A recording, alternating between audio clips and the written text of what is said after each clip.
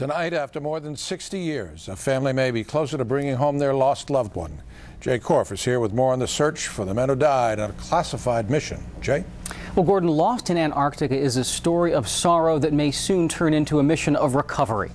In 1946, a Navy plane went down 7,500 miles from here on the coast of Antarctica. 3 victims remain buried under the wreckage 100 to 150 feet below the ice. Now those sailors, after all these years and all of that heartache, could come home. It's a place where you can come and reflect.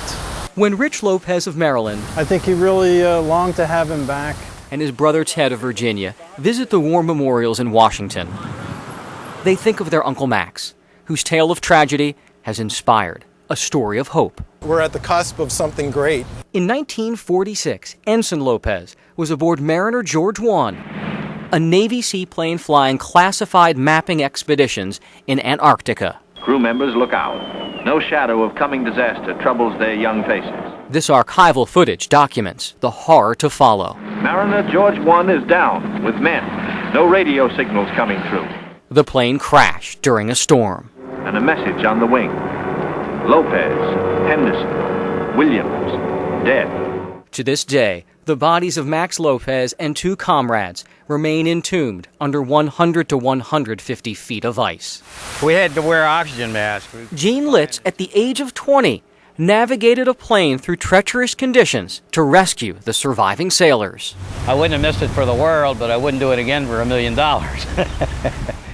For 61 years, the Navy has said it is too dangerous to recover those men left behind. They hope that if they give the ultimate sacrifice, that they'll be returned to their loved ones one day and not left behind. But technology may heal more than a half-century of heartache.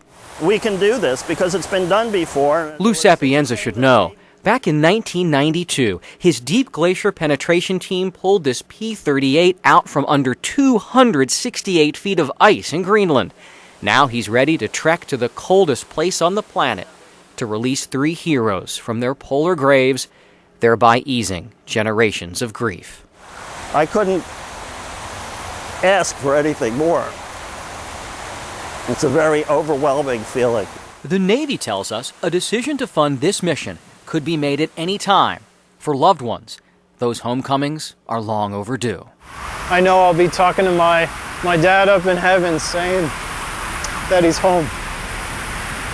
If approval is given, the expedition team hopes to survey this site in the winter and bring the men home the following year. A Navy spokesperson tells us this decision is so difficult because it could set a precedent on the recovery of the remains of sailors around the world. Reporting live for ABC 7 News, I'm Jay Korf. All right, Jay, what a story. Thank you so much. Moving